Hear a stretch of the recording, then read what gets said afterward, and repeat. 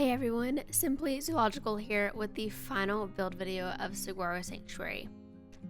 In today's video, our main focus will be a trio of koalas with some trust issues due to improper care by humans in captivity, which we will get into that a little bit later on in the speed build.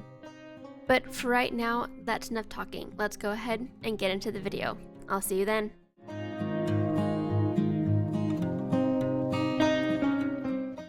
Hey everyone, welcome back to the channel, or welcome if you're new here. As I'm sure you saw and heard in the thumbnail and the intro cinematics, we are working on the last build video of Saguaro Sanctuary. And as bittersweet as this is, I am very excited for the new project that will be coming out in January. But for now, let's talk about what I am currently working on. So, for this build, I knew what I wanted going into it, so all I had to do was find a reference photo, which for me is usually no problem, right? But the thing was I couldn't find a reference photo of a lookout tower that I liked enough to use. So I decided to use a multitude of photos instead of a single reference. And that's what we are currently working on, is the lookout tower, which is in fact climbable. I have some cinematics of the koalas climbing, so make sure to stay tuned for that. I did, however, have to go in after I got done building this to change the ladder that I make later on. I had to use, instead of the Indonesian wood, I used the European wood beams, which the coloring and everything is fine, so it really wasn't that big a deal. I was a little bit upset when I realized that they couldn't climb, and I changed the ladder out and I was like, oh, it's fine. But anyways, here I am currently working on the base of the lookout tower, which now that we've had this little cutscene, you can see that I've changed a little bit. All I did was add a rim on the outer side of the support poles, and then I moved the support beams onto that rim itself instead of in between the support poles, if that makes any sense. And here we are currently working on the ladder itself, which, as you can see, I am still currently using the Indonesian stained wood, which I do know is not climbable. I don't know why at the time I thought it was, but I do go in later and change it off camera to the European wood, I believe, or the East Asian wood, sorry, is what I end up using for this. And I end up having to change out this platform and everything too to climbable pieces as well, so that way the koalas can actually walk along the, or technically climb on the platform, because it's not big enough for their hitbox even with PZ Plus installed. But I had so much fun building this. Like I said, I knew what I wanted going into this build. I knew I wanted a lookout tower of some sort. I didn't know exactly how I wanted that lookout tower to look. I just know I wanted the staff or the guests, to, in theory, be able to go up and look out and see the entire zoo from up here. However, the guests can't actually access this, seeing as it is inside of the habitat itself, but you get the point. And here we're just working on the fencing for this middle platform. So, because I have two ladders, one on each side, as you saw in the intro, I'm sure. And so the first ladder goes all the way up to the middle platform, and then the second ladder goes up to the actual top of the lookout tower. And I do really like how this turned out. I think it turned out way better than I thought it would. I wasn't quite expecting it to turn out so good. I figured it wouldn't be too hard to build, but you never know in Planet Zoo.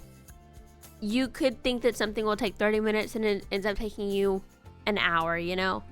But yeah, it was a lot of fun to do, and I truly had a great time finishing off this zoo. As I'm currently doing this voiceover, the entire zoo is fully complete, final details, everything is completely done. And we're actually planning on doing the zoo tour the weekend that I'm currently recording this voiceover, because y'all won't see this video for another week, I believe, for me. And so by the time y'all see this voiceover, I will have already done the final tour and all that stuff. But again, this was so much. I love doing this project. The entire project alone was very fun. It challenged me and my building skills, and I think I learned a lot from this whole entire project. And in the tour, you will see that, because I did like an overhead bird's eye view a couple days ago, and I was looking, and you can tell how the architectural style has changed from when the zoo first opened to it now being done.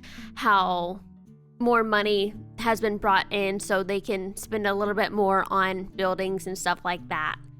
And you can definitely tell the older buildings versus the newer buildings, and I love how it gives that storytelling implement into the video. But yeah, that's really my little spew about this project. I'm sure I'll talk more about it in the zoo tour this weekend, but enough about that for right now. Let's get back to the build. So here you can see we have completely finished the lookout tower. And now we are currently working on the fencing for this habitat. I do want to point out that I struggled so badly with this fencing, because as you see to the right of us currently, you can see that the fencing that I used for the dingoes, the kangaroos and wallabies, the emus and the cassowaries. And seeing as this habitat was so close to the emu, cassowary, and the walkabout, I didn't want to use that exact fencing again because I felt it would have been too repetitive. So I tried 3 or 4 different styles of fencing, and I didn't like any of them. One of the first ones that I tried, I posted in the Discord, and I looked at it after I'd posted it, and we made it look good and everything, and I decided that it was a little too modern for this zoo. And so I was able to settle on this that I completely came up with all on my own. I think I might have seen a reference photo for this, and that kind of inspired the top portion, but for the most part, this fencing was probably the hardest fencing I've ever put together, just because I had no idea what I wanted for the fencing. Because I didn't want the fencing to be too tall, because otherwise the guests wouldn't be able to see the lookout tower.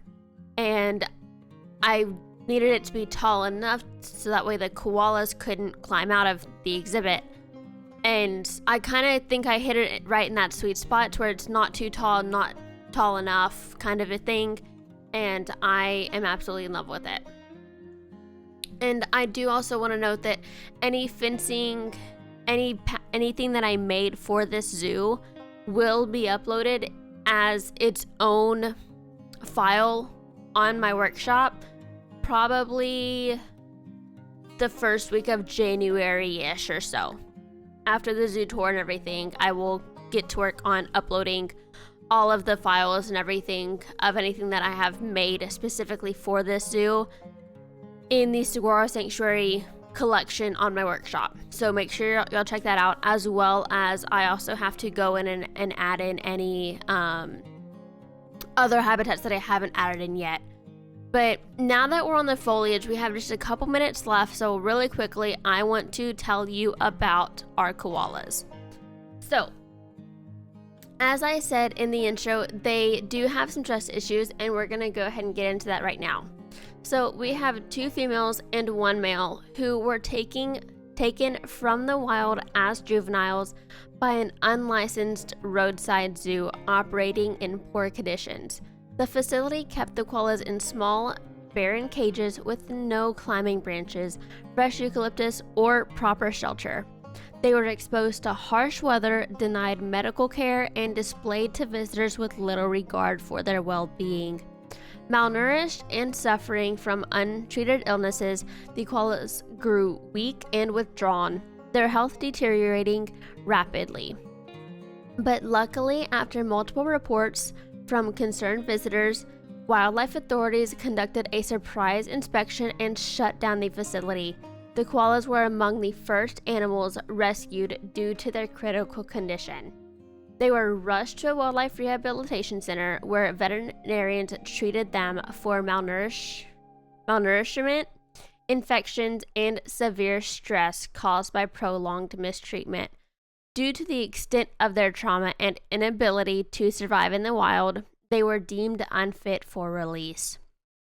And that's when Saguaro Sanctuary stepped in after hearing about their sad story, offered the trio a forever home, creating a spacious eucalyptus-filled habitat designed to mimic their natural environment with specialized care and plenty of space to climb, rest, and explore.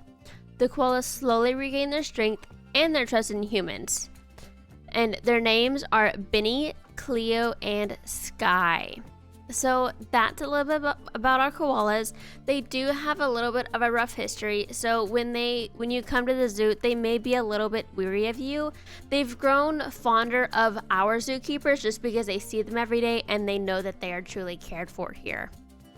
But anyways, that's all I really have for this video. I hope y'all enjoyed it. I hope you leave a like, subscribe, comment, all the YouTube stuff, and I'm gonna go ahead and sign off, seeing as we have just a couple seconds left, and leave y'all with the cinematics. I will talk to y'all later.